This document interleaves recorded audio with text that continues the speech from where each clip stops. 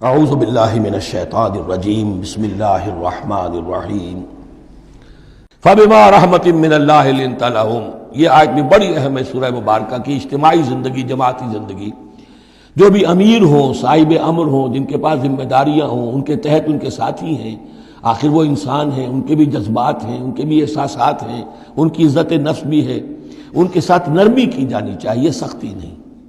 کوئی ملازم ہے، ملازم کے ساتھ آپ سختی کر سکتے ہیں، لیکن یہ تو والنٹیئرز ہیں، جو بھی آیا ہے، جو بھی حضور کے ساتھ تھا، کون تھا؟ وہ کوئی تنخواہ یافتہ سپاہی تو نہیں تھا، وہ کوئی مرسنریز تو نہیں تھے۔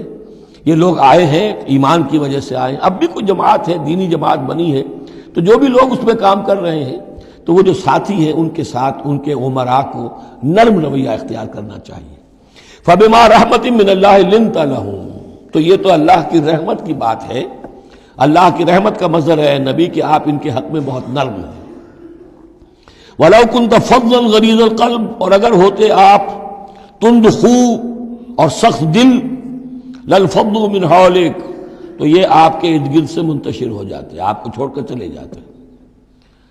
کوئی کارواں سے ٹوٹا، کوئی بدگماں حرم سے، کہ امیر کارواں میں نہیں خوئے دل نوازی۔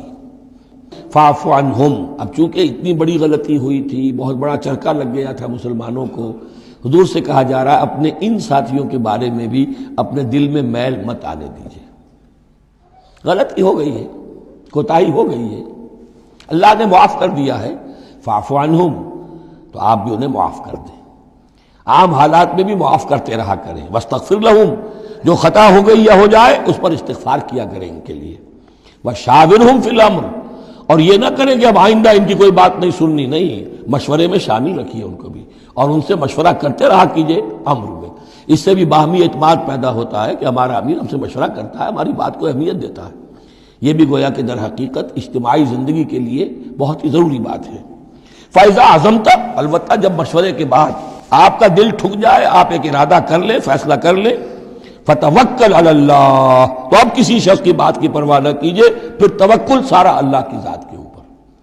یعنی حضور نے مشورہ کیا تھا اس وقت، کچھ لوگوں کی رائے وہی تھی جو حضور کی رائے تھی، لیکن کچھ حضرات نے کہا کہ ہم تو کھلے میدان میں، ہم کاہے کو جان بچا کر بیٹھے یہاں پر، ہمیں تو شہادت کی موت چاہیے، شہادت ہے مطلوب و مقصود مومن۔ تو حضور نے ان کی رعایت کی، فیصلہ کر دیا۔ اب جو فیصلہ حضور کا ہے، اب اس پر توکل، اس لیے کہ اس کے فوراً بعد جب حضور حضرت عائشہ کے حجرے سے برآمد ہوئے ہیں تو خلاف معمول آپ نے زرہ پہنی ہوئی تھی، ہتھیار لگائے ہوئے تھے۔ اس سے اندازہ ہو گیا کہ معاملہ کوئی سخت ہے جو آنے والا ہے۔ تو پھر ان لوگوں نے کہا حضور ہم اپنی رائے واپس لیتے ہیں، جو آپ کی رائے اس پر عمل کر لیں۔ یہ اس کا معاملہ ہے، جب ایک فیصلہ ہو جائے تو یہ نہیں کہ اب دل میں یقین ہو جائے آدمی، ابھی ادھر ابھی ادھر، نہیں، پھر اس کے اوپر جم جائے۔ فَإِذَا عَزَمْتَ، جب آپ ایک فیصلہ کر لیں، فَتَوَكَّلْ عَلَى اللَّهِ، تو اللہ پر توکل کیجئے، ان اللہ یحب المتوکلین، یقیناً اللہ تعالیٰ توکل کرنے والوں کو پسند کرتا ہے۔ ان ینصرکم اللہ فلا غالب لکم، اے مسلمانوں دیکھو، اگر اللہ تمہاری مدد کرے گا کوئی تم پر غالب نہیں آ سکتا۔ وَإِن یخذلکم، اور اگر اللہ تمہاری مدد چھوڑ دے، دستکش ہو جائے، فمن ذا الذی ینصرکم من بعدہ، تو کون ہے وہ جو تمہاری مدد کرے گا اس کے بعد۔ وعلی اللہ فلیتوکل المؤمنون، پس اللہ ہی پر توکل کرنا چاہیے ایمان والوں کو۔ وما کان لنبی ان یغل، اور کسی نبی کی یہ شان نہیں ہے کہ وہ غل کرے۔ اب یہ غل اور غل، یہ دو الفاظ ہیں عربی زبان کے۔ عام طور پر جو غل کا لفظ آتا ہے وہ مال غنیمت میں سے کسی چیز کا چوری کر لینا، اور غل ہے دل میں کینہ ہونا۔ تو ایک خیال تو یہ ہے، اور یہ روایات ہیں کہ حضور پر کچھ منافقوں نے الزام لگایا تھا کہ مال غنیمت میں آپ نے کوئی خیانت کی ہے، معاذ اللہ ثم معاذ اللہ۔ تو اس کا جواب دیا جا رہا ہے کسی نبی کی یہ شان نہیں ہے کہ وہ کوئی چوری کرے، کوئی چیز چھپائے۔ وَمَن يَغْلُلْ يَأْتِ بِمَا غَلَّ يَوْمَ الْقِيَامَةِ، اور جو کوئی ایسا کام کرے گا وہ تو پھر جو کچھ اس نے چھپایا ہوگا لے کر حاضر ہوگا قیامت کے دن۔ ثُمَّ تُوَفَّىٰ كُلُّ نَفْسٍ مَا كَسَبَتْ وَهُمْ لَا يُظْلَمُونَ، پھر ہر ذی نفس کو دے دیا جائے گا۔ توفا دیکھیے، پھر وہ دیا جانا، وفا یوفی، یوفا توفا، ثم توفا کل نفس، پورا دے دیا جائے گا ہر جان کو، ما کسبت، جو کچھ اس نے کمایا ہوگا، وہم لا یظلمون، اور ان پر کوئی ظلم نہیں ہوگا۔ ایک رائے البتہ مولانا اصلاحی صاحب نے ظاہر کی ہے کہ یہاں غل بمانی غل ہے، یعنی الزام یہ لگایا گیا تھا یہود منافقین کی طرف سے، عبداللہ ابن ابی کی طرف سے، کہ یہ بڑے ایمبیشس آدمی ہیں محمد صلی اللہ علیہ وسلم، اور یہ عرب پر اپنی حکومت قائم کرنے کے لیے انہوں نے ہماری جانوں کو تختہ مشق بنایا ہے، ہمیں استعمال کر رہے ہیں، ہمیں مروا رہے ہیں، تو گویا کہ ہماری خیر خواہی نہیں کر رہے بلکہ ان کے دلوں میں ہماری جو ہے وہ بدخواہی ہے۔ تو یہ غل کے معنی میں یہ ان کا مفہوم ہے جو انہوں نے لیا ہے، واللہ اعلم۔ افمن اتبع رضوان اللہ کمن باء بسخط من اللہ، تو کیا بھلا وہ شخص جس نے اللہ کی رضا کی پیروی کی اس کے مانند ہو جائے گا جو اللہ کے غضب اور غصے کو کما کر لایا؟ ومأواہ جہنم، اور اس کا ٹھکانہ جہنم ہے، وبئس المصیر، اور وہ بہت ہی بری جگہ ہے پہنچنے کی۔ ہم درجات عند اللہ، ان کے بھی درجے بندیاں ہیں اللہ کے ہاں، جیسے نیکوکاروں کے درجے ہیں بدکاروں کے بھی درجے ہیں، سب بدکار برابر نہیں، سب نیکوکار برابر نہیں۔ واللہ بصیر بما یعملون، اور جو کچھ یہ کر رہے ہیں اللہ اسے دیکھ رہا ہے۔ اب یہ آیت بھی پھر دیکھیے، سورہ جو بقرہ میں 2 دفعہ آیا تھا مضمون، وہ اب تیسری مرتبہ یہاں آ رہا ہے۔ حضرت ابراہیم حضرت اسماعیل کی دعا میں مضمون آیا تھا، ربنا وبعث فیہم رسولا منہم یتلو علیہم آیاتک ویعلمہم الکتاب والحکمۃ ویزکیہم۔ پھر آ گیا تھا 18ویں رکوع کے آخر میں، کما ارسلنا فیکم رسولا منکم یتلو علیکم آیاتنا ویزکیکم ویعلمکم الکتاب والحکمہ ویعلمکم ما لم تکونوا تعلمون۔ اب یہ تیسری مرتبہ مضمون آیا، لقد من اللہ علی المؤمنین، اللہ نے بہت بڑا احسان کیا ہے اہل ایمان پر، اذ بعث فیہم رسولا من انفسہم، جب ان میں اٹھایا ایک رسول انہی میں سے، ان کی اپنی جانوں میں سے، ان کی اپنی قوم میں سے، یتلو علیہم آیاتہ، جو تلاوت کرتے سناتا ہے انہیں اس کی آیات، ویزکیہم، اور انہیں پاک کرتا ہے۔ ترتیب اب ہمیشہ کے لیے یہی ہوگی، تلاوت آیات، تزکیہ، اور پھر تعلیم حکمت، تعلیم کتاب و حکمت۔ وَيُعَلِّمُهُمُ الْكِتَابَ وَالْحِكْمَةَ، اور تعلیم دیتا ہے انہیں کتاب اور حکمت کی۔ وَإِن كَانُوا مِن قَبْلُ لَفِي ضَلَالٍ مُبِينٍ، اور یقیناً اس سے پہلے یعنی رسول کی آمد سے قبل تو وہ لازماً کھلی گمراہی کے اندر مبتلا تھے۔ صدق اللہ العظیم۔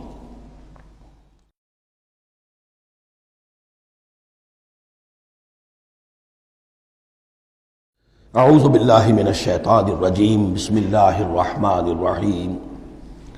اولما اصابتکم مصیبۃ قد اصبتم مثلھا قلتم انا ھذا، تو جب تم پر ایک مصیبت آئی جب کہ تم اس سے دگنی مصیبت جو ہے ان کو پہنچا چکے ہو، قلتم انا ھذا، تم کہتے ہو یہ کہاں سے آ گیا، یہ کیوں ہو گیا؟ اللہ نے پہلے مدد کی تھی اب کیوں نہیں کی؟ قل ھو من عند انفسکم، اے نبی کہہ دیجئے یہ تمہارے اپنے نفسوں کی شرارت کی وجہ سے ہوا، تم نے غلطی کی، تم نے حکم کی خلاف ورزی کی۔ حتی اذا فشلتم وتنازعتم فی الامر وعصیتم من بعد ما اراکم ما تحبون ان اللہ علی کل شیء قدیر، اللہ تو ہر چیز پر قادر ہے۔ گویا کہ اسی مضمون کو دوہرا کر لایا گیا کہ وَلَقَدْ صَدَقَكُمُ اللَّهُ وَعْدَهُ، اللہ وعدہ اپنا پورا کر چکا تھا۔ وَمَا أَصَابَكُمْ يَوْمَ الْتَقَى الْجَمْعَانِ، البتہ یہ اللہ چاہتا تو کنڈون کر دیتا، تمہیں کوئی سزا نہ دیتا، معاف کر دیتا بغیر سزا دیے، لیکن یہ کہ اللہ کی حکمت کا تقاضا یہ ہوا کہ تمہیں سزا دی جائے، اس لیے کہ ابھی تو بڑے بڑے مراحل آنے ہیں۔ اگر اسی طرح تم نظم کو توڑتے رہے اور احکام کی خلاف ورزی کرتے رہے تو پھر تمہاری حیثیت جو ہے ایک جماعت کی تو نہیں ہوگی، پھر تو ایک انبوہ ہے، ہجوم مومنین ہوگا، جماعت، لشکر، فوج، حزب اللہ درکار تو وہ ہے۔ وما اصابکم یوم التقى الجمعان، اور جو بھی مصیبت تم پر آئی ہے اس دن جس دن کے دونوں لشکر بھڑ گئے تھے آپس میں، فباذن اللہ، وہ اللہ کے اذن سے آئی ہے، بغیر اللہ کے اذن کے تو یہ تکلیف نہیں آ سکتی تھی۔ وَلِيَعْلَمَ الْمُؤْمِنِينَ، اور یہ اس لیے کہ اللہ جان لے کہ کون ہے اصل مومن، حقیقی مومن، صابر مومن، جو مستقیم مومن ہے۔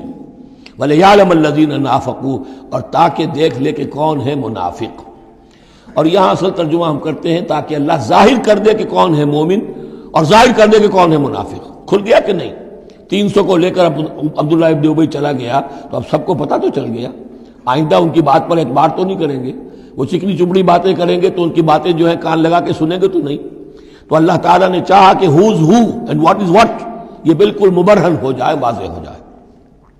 وقیل لہم تعالوا، اب یہاں وہ تذکرہ ہو رہا ہے آخر میں اس واقعے کا کہ جب کہ عبداللہ ابن ابی 300 آدمیوں کو لے کے واپس چلا گیا، اس وقت کچھ لوگوں نے اس سے کہا ہوگا کہ کہاں جا رہے ہو بے وقوفو، اس وقت تو لشکر سامنے آمنے سامنے کھڑے ہیں اور 300 آدمی نکل جائیں 1000 میں سے، تو بقیہ جو باقی ہیں ان کے بھی کچھ نہ کچھ دلوں میں کمزوری پیدا ہوگی، جیسے کہ بنو حارثہ بنو سلمہ کے اندر کمزوری عارضی طور پر پیدا ہو گئی تھی۔ تو سمجھانے والوں نے جب کہا فقیل لهم تعالوا قاتلوا فی سبیل اللہ اب ادفعوا، آؤ بھائی آؤ، کہاں جا رہے ہو، اللہ کی راہ میں قتال کرو یا دفاع کرو۔ دفاع ہو رہا ہے تو مدینے کے اوپر حملہ ہوگا تو کیا ہوگا؟ اگر یہاں پر یہ لشکر جو ہے شکست کھا گیا تو کیا تمہاری بہو بیٹیاں جو ہے پھر آ کر وہ انہیں لے کر اپنی باندیاں بنا کر نہیں لے جائیں گے؟ اللہ کی راہ میں جنگ کرو، اگر یہ نہیں تو کم سے کم اب دفاع جو ہے مدینے کا اس کے لیے تو کھڑے رہو۔ قالوا لو نعلم قتالا لاتبعناکم، ان کا اگر ہم سمجھتے کہ جنگ ہونی ہے تو ہم ضرور تمہارا ساتھ دیتے۔ یعنی یہ تو در حقیقت نورا کشتی ہو رہی ہے، یہ حقیقت میں جنگ ہے ہی نہیں۔ یہ محمد کے ساتھ ہی جو مہاجرین آئے ہیں مکے سے اور یہ جو مکے سے اب آئے ہیں چڑھ کر، یہ سب ایک ہے، ایک ہی تھیلے کے چٹے بٹے ہیں، اور ہمارا ان سے کوئی سروکار نہیں۔ لو نعلم قتالا لاتبعناکم ہم للکفر یومئذ اقرب منہم للایمان، اس دن وہ ایمان کی نسبت کفر سے قریب تر تھے۔ یقولون بافواہہم ما لیس فی قلوبہم، وہ اپنے منہوں سے وہ بات کہہ رہے ہیں جو ان کے دلوں میں نہیں ہے۔ واللہ عالم بما یکتمون، اور جو کچھ وہ چھپا رہے ہیں وہ اللہ کے علم میں ہے۔ الذین قالوا لاخوانہم وقعدوا لو اطاعونا ما قتلوا، یہ وہ لوگ ہیں کہ جنہوں نے کہا، ان کے جو بھائی جو وہاں پر ابو سلمان صادق الایمان تھے جو وہاں شہید ہو گئے، تو جو لوگ بیٹھے رہے تھے انہوں نے کہا لو اطاعونا ما قتلوا، اگر وہ بھی ہمارے ساتھ آ گئے ہوتے، ساتھ ہمارے چلے آتے، 300 ہم آئے تھے، وہ اور بھی آ جاتے تو قتل نہ ہوتے۔ قل فادرؤوا عن انفسکم الموت ان کنتم صادقین، تو اے نبی ان سے کہیے اچھا اگر سچے ہو تو اپنی جانوں سے موت کو ہٹا کر دکھاؤ۔ کیا موت سے بچے رہو گے؟ کیا موت یہاں گھروں میں نہیں آئے گی؟ ولا تحسبن الذین قتلوا فی سبیل اللہ امواتا، اب وہ پھر آیت آ گئی 19ویں رکوع کی، ولا تقولوا لمن يقتل فی سبیل اللہ امواتا بل احیاء ولکن لا تشعرون، سورہ بقرہ اس کے 19ویں رکوع کی آیت ہے۔ اور یہاں ولا تحسبن الذین قتلوا فی سبیل اللہ امواتا، ہرگز نہ سمجھنا ان لوگوں کو جو اللہ کی راہ میں قتل ہو جائیں کہ وہ مردہ ہیں، بل احیاء، بلکہ وہ تو زندہ ہیں، عند ربہم یرزقون، اپنے رب کے پاس انہیں رزق مل رہا ہے، رزق پا رہے ہیں۔ فرحین بما آتاہم اللہ من فضلہ، وہ تو خوشیاں منا رہے ہیں، شادیانے بجا رہے ہیں جو کچھ اللہ نے اپنے فضل سے ان کو عطا کیا ہے۔ وَيَسْتَبْشِرُونَ بِالَّذِينَ لَمْ يَلْحَقُوا بِهِم مِّن خَلْفِهِمْ، اور ابھی وہ خوش وقت ہو رہے ہیں، خوشخبریاں حاصل کر رہے ہیں کہ ہمارے اور بھائی بھی جو پیچھے رہ گئے، ابھی شہادت کی خلت انہیں نہیں ملی، وہ بھی آئیں، اور جو ہمیں اللہ تعالیٰ نے ناز و نعم کے اندر اس وقت رکھا ہوا ہے اس سے وہ بھی شاد کام ہوں جو ان کے پیچھے ہیں۔ اللہ خوف علیہم ولا هم یحزنون، کہ ان پر کوئی نہ خوف ہوگا اور نہ وہ کسی حزن سے دوچار ہوں گے۔ یستبشرون بنعمت من اللہ وفضل، اور وہ تو خوشیاں منا رہے ہیں اللہ تعالیٰ کی نعمت کی وجہ سے اور اس کے فضل کی بنا پر، وَأَنَّ اللَّهَ لَا يُضِيعُ أَجْرَ الْمُؤْمِنِينَ، اور یہ اس بات پر کہ اللہ تعالیٰ اہل ایمان کے اجر کو ضائع نہیں کرتا۔ الَّذِينَ اسْتَجَابُوا لِلَّهِ وَالرَّسُولِ مِن بَعْدِ مَا أَصَابَهُمُ الْقَرْحُ۔ اب یہاں اصل میں جو آیات آ رہی ہیں اس کے بارے میں دو قسم کی روایات ہیں تاریخ کی۔ ایک تو پختہ واقعہ یہ ہے کہ حضور صلی اللہ علیہ وسلم نے جب یہ پتہ چل گیا کفار چلے گئے، اب جو بھی کچھ ضروری کام تھے وہ کیے، جو بھی شہداء تھے دفنایا، پھر اچانک آپ کو خیال آیا کہ یہ کفار چلے گئے ہیں، لیکن ہو سکتا ہے انہیں اپنی غلطی کا احساس ہو کہ مسلمان جو ہیں اس وقت تو یوں سمجھیے کہ وہ بالکل اس حالت میں تھے کہ ہم ختم کر سکتے تھے کہ دوبارہ نہ آ جائے، سیکنڈ تھاٹ نہ ہو۔ تو آپ نے فیصلہ کیا لوگوں مسلمانوں چلو تعاقب کرو تاکہ انہیں معلوم ہو جائے کہ ہماری ہمت ہاری ہوئی نہیں ہے، انہیں پتہ چلے گا کہ مسلمان اس وقت بھی اس کیفیت میں کہ ہمارے تعاقب میں آ رہے ہیں، تو پھر وہ جرأت نہیں کریں گے۔ تو اس وقت اہل ایمان جو تھے انہوں نے اس کے باوجود کہ جسم جو ہے زخموں سے چور چور تھے، اتنا بڑا صدمہ پہنچا تھا، پھر وہ تیار ہو گئے اور حضور 8 میل تک ہمراہ الاسد تک چل کر آئے مدینے سے باہر، اور وہاں جو ہے ابو سفیان کو وہ خیال فی الواقع آ چکا تھا اور وہ لوٹنے کی فکر کر رہا تھا۔ ایک تاجر ادھر سے آ رہا تھا، اس نے کہا تھا جا کے مسلمانوں سے بتا دو کہ میں بہت بڑا لشکر لے کر آ رہا ہوں فوراً۔ تو آ کر انہوں نے کہا بھی، لیکن اس کے بعد انہوں نے کہا کہ جو بھی ہو سو ہو، جو اللہ کا حکم ہے اس کے رسول کا حکم ہے، ہم تو کمر کس کے آ گئے ہیں۔ اسی طرح کا واقعہ بیان ہوتا ہے کہ ابو سفیان جاتے ہوئے یہ کہہ گیا تھا کہ اب اگلے سال دوبارہ ملاقات ہوگی بدر میں، یعنی 1 سال پہلے بدر میں جنگ ہوئی تھی، اب 1 سال کے بعد جو ہے یہ احد میں ہم آ گئے مدینے پر حملہ آور ہو کر، اب ہمارے تمہارے درمیان تیسرا مقابلہ بدر میں ہوگا اگلے سال، وہ بدر صغریٰ کہلاتا ہے۔ تو حضور اس کے لیے نکلے، گئے بدر تک۔ ادھر سے ہی ابو سفیان اپنا پورا لشکر لے کر آئے، اور اس مرتبہ پھر وہی کیا کہ کچھ لوگوں کے ذریعے سے ہراسمنٹ پیدا کی، خوف پیدا کیا کہ لوگوں کیا کر رہے ہو بے وقوفو، وہ قریش تو بہت بڑا لشکر لے کر آ رہے ہیں، بہت بڑا لشکر لے کر آ رہے ہیں۔ تو اس کے جواب میں مسلمانوں نے وہ صبر والے کلمات کہے جو آ رہے ہیں۔ تو یہ دونوں یہ الفاظ جو ہیں، یہ آیات دونوں پر منطبق ہو سکتی ہیں۔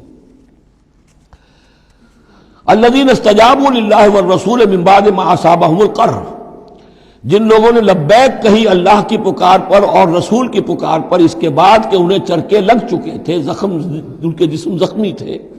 للذین احسنوا منہم واتقوا اجر عظیم، یقیناً ایسے محسنین اور متقین کے لیے بہت بڑا اجر ہے۔ الذین قال لهم الناس ان الناس قد جمعوا لكم، جنہیں آ کر خبردار کیا تھا اور جن کو خوف دلایا تھا لوگوں نے کہ دیکھو لوگ بڑی جمع ہو گئے ہیں، بڑی قوت، بڑی جمعیت آ رہی ہے، فخشوہم، ان سے ڈرو، فزادہم ایمانا، اس سے ان کے ایمان میں اور اضافہ ہو گیا۔ وقالوا حسبنا اللہ ونعم الوکیل، اور انہوں نے کہا اللہ ہمارے لیے کافی ہے اور اس کا سہارا سب سے اچھا سہارا ہے۔ فانقلبوا بنعمت من اللہ، ابو سفیان کو جب پتا چلا کہ محمد تو ہمارے تعاقب میں آ رہے ہیں تو انہوں نے عافیت اسی میں سمجھی کہ وہ پھر سیدھا مکہ کی طرف رخ کر لیا۔ اور یہی معاملہ ہوا ہے کہ بدر صغریٰ جو دوسری مرتبہ وہ بدر میں آنے کا، جب اس نے سنا کہ محمد رسول اللہ تو اپنے پورے ساتھیوں کے ساتھ آ گئے ہیں، تو کوئی کرنی کترا کر اور طرح دے کر نکل گیا، مقابلے میں نہیں آیا۔ فانقلبوا بنعمت من اللہ، تو وہ لوٹ آئے اللہ تعالیٰ کے انعام سے، نعمت سے، وفضل، اور اس کے فضل سے، لم یمسسہم سوء، کوئی برائی ان کو مس نہ کر سکی، کوئی تکلیف نہیں پہنچی، آزمائش تھی وہ اللہ نے کر لی۔ واتبعوا رضوان اللہ، انہوں نے تو اللہ کی رضا کی پیروی کی۔ واللہ ذو فضل عظیم، اور یقیناً اللہ تعالیٰ بڑے فضل کا مالک ہے۔ صدق اللہ العظیم۔